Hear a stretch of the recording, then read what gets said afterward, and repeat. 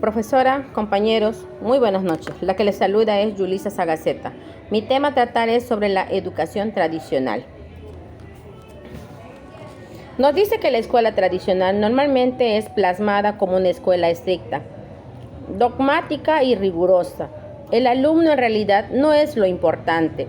Lo que verdaderamente importa es el maestro y los conocimientos que pueda transmitir al alumno, ya que este es solo un contenedor vacío en el que es necesario depositar todo el conocimiento, tal cual lo dicta el profesor.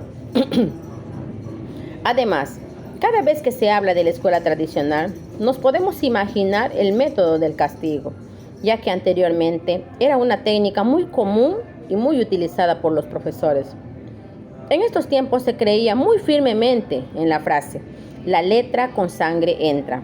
Entonces, podemos decir que el aprendizaje no se daba porque el alumno tuviera alguna motivación positiva, sino solo por el evitar alguna especie de castigo.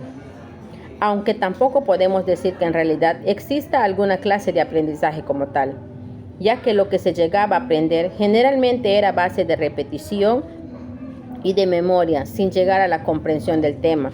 Lo importante era saber exactamente lo que los libros y el profesor decía, como por ejemplo, los alumnos llegaban y el profesor entraba y los alumnos al pie, todo el mundo se paraba y nadie hablaba. Y empezabas a decir la tabla, desde el 2 hasta el 9, dependiendo. El profesor, si tú fallabas, te decía tanto por tanto, y si tú no sabías, reglazo te caía. Entonces, ¿cómo se dará el proceso de aprendizaje desde el método pedagógico tradicional? El maestro es el eje central del proceso de enseñanza y aprendizaje. El conocimiento fluye del maestro al alumno. Se hace énfasis en la formación del carácter de los estudiantes. Se enfoca en la enseñanza, no en el aprendizaje. El aprendizaje es academicista y verbalista. La enseñanza es la transmisión del saber del maestro, donde se traduce en conocimiento al alumno. El aprendizaje es la comunicación, donde el maestro es el emisor y el alumno simplemente es el receptor.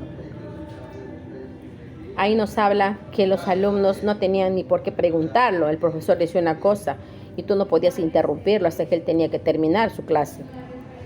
¿Cómo era el profesor? ¿Cómo era el maestro? Dictador de clase, reproductor de saberes, severo, exigente, rígido y autoritario. En relación vertical a un alumno, ¿cómo eran los alumnos? Eran simplemente receptivos, memorísticos, atentos y simplemente copiaban lo que el profesor dictaba. El aprendizaje es medido por la evaluación sumativa. Aprender consiste en repetir lo más fielmente posible las enseñanzas del profesor. El aprendizaje era individualizado. Entonces, hablamos de reflexión pedagógica. En la actualidad son muy pocas las instituciones educativas que se reestructuran para afrontar los retos y las necesidades que se derivan de la sociedad, pero son aún más las que no cambian y siguen igual. Es decir, que no renuncian a abandonar el modelo pedagógico tradicional que una vez adoptaron sin prever las consecuencias futuras en el proceso formativo de cada estudiante. Quiere decir, por ejemplo, a un docente tradicionalista, hoy día, este año le dan 3er grado de primaria, y una persona formalista, simplemente, ¿qué dice? A mi compañerito le dieron el trabajo, el grado de 3er gradito el año pasado, lo voy a prestar todos sus apuntes. Y ese profesor, ¿qué es lo que hace? Hace tal cual como ha sido el año pasado el profesor anterior. Entonces, seguimos entonces con la educación tradicional, en algunos casos los profesores. Por consiguiente, la generación de los docentes tradicionalistas no han hecho más que adiestrar a su manera y conveniencia a un sujeto que le gusta adaptarse a la sociedad y sobre todo al mundo laboral, puesto que no tienen en pleno dominio de sus actos y adolecen de toda autonomía a raíz de que esta clase de profesores se dedicaron desde su currículo oculto a fomentar la dependencia y no la libertad de sus actos. Por otro lado, esta clase de profesores les cuesta ser propositivos porque siempre están regidos por ordenamientos territoriales, estándares, lineamientos curriculares, que supeditan la labor docente y restringen su capacidad de pensamiento, todo por cumplir con lo que receta, que les sugiere el Ministerio de Educación Nacional, ante lo cual es contradictorio que desde el Estado se promulgue en la Constitución Nacional la libertad de cátedra, cuando en realidad no se cumple dicha libertad. Finalmente, el profesor tradicionalista en repetidas ocasiones incurre a la falacia pedagógica de las verdades incuestionables, lo que quiere decir que no admite la duda, ni mucho menos la crítica, a lo que supuestamente sabe, puesto que todo lo que enseña es incuestionable. Supuestamente lo que él dice todo debe ser verdad. Entonces, en resumen, la conclusión de la escuela tradicional: se deduce e intuye que en la escuela tradicional, cuando el docente asume su postura magistrocéntrica, debería verse obligado a preparar muy bien su clase para actuar ante sus alumnos con una exposición magistral, limitándolos a una escucha atenta y silenciosa. Aquí el papel protagonista solo tiene el docente.